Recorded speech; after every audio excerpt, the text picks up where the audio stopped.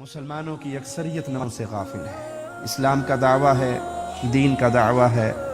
آج ایک صاحب سے ہماری عصر کے بعد ملاقات ہوئی، ان کی اس گفتگو کو آپ سنیں تو لگے گا جیسے پورے مسلمانوں کا سب سے بڑا غم اسی کے دل میں ہے۔ انہوں نے کہا جی آج اللہ کی حکومت قائم نہیں ہے، خلافت کا نظام ہونا چاہیے، اللہ کی حکومت غالب ہونی چاہیے، فلاں ہونا چاہیے، وہ بادشاہی نظام ایسا ہے، اس ملک کا نظام ایسا ہے، اس ملک کا نظام ایسا ہے۔ میں ان کو سمجھاتا رہا کہ مسلمانوں پہ ضروری ہے کہ وہ اپنی حیثیت کے مطابق اللہ کی شریعت کا پیغام پہنچاتے رہیں۔ اتنے میں عصر کا وقت ہو گیا۔ میں نے کہا آئیے اٹھے نماز پڑھتے ہیں۔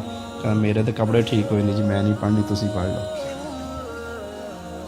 اس کی گفتگو سنیں تو شاید پوری خلافت اسلامیہ کا غم اسی کے دل میں سمایا ہوا ہے، اور نماز کا وقت ہوا تو کہا جی وہ انشاءاللہ پھر صحیح، اسی نماز پھر پڑھا گئے۔ پیارے نبی صلی اللہ علیہ وسلم نے سچ فرمایا کہ پھر آخری کڑی جب دین کی ٹوٹے گی وہ نماز کی کڑی ہوگی۔